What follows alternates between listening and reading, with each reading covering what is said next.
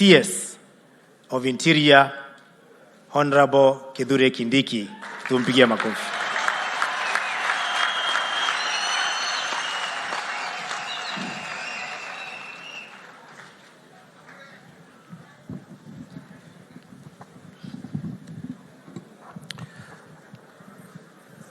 Mheshimiwa William Ruto, Rais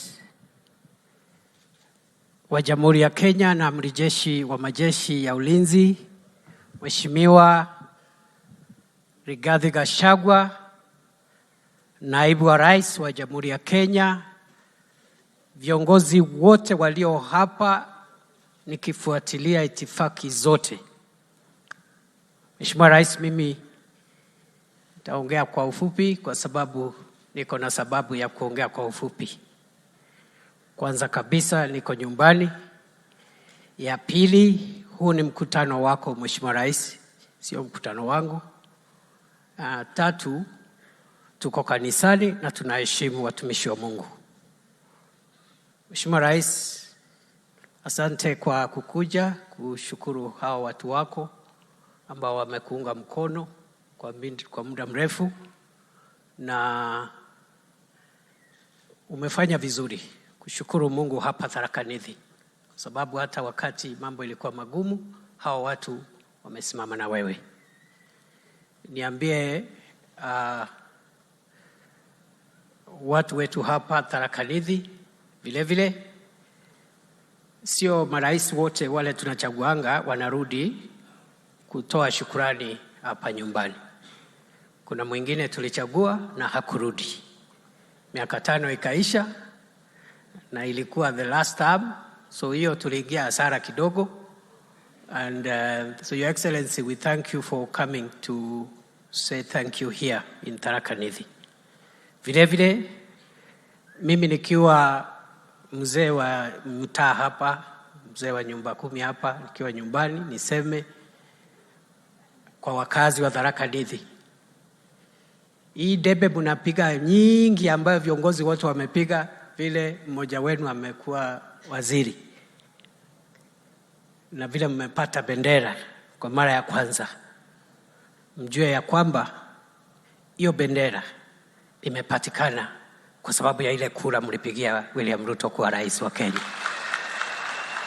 Kama mkupiga kura kwa William Ruto, mimi singekuwa waziri. Jambo la pili, Your Excellency, kwa sababu niko karibu kumalizia, Mheshimiwa Rais, umenipatia kazi ya kuhakikisha kwamba Kenya iko salama. Nataka nikuhakikishie nikiwa hapa nyumbani ya kwamba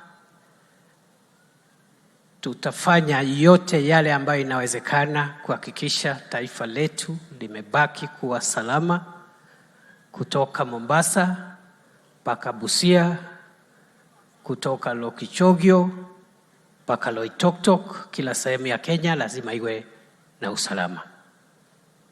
Na ndiposa tumesema kwa wale ambao ni wanasiasa, sisi kama maofisa wa serikali hatuhusiki katika siasa, lakini lazima kila mtu hata awe nani, lazima afanye masuala yake na mambo yake kwa mujibu wa katiba na sheria ya nchi yetu.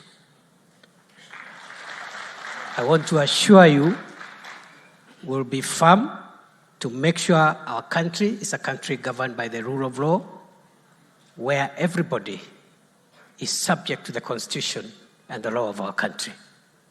Kwa hivyo, mimi zamani nilikuwa naongea sana, siku ile nilikuwa kwa siasa.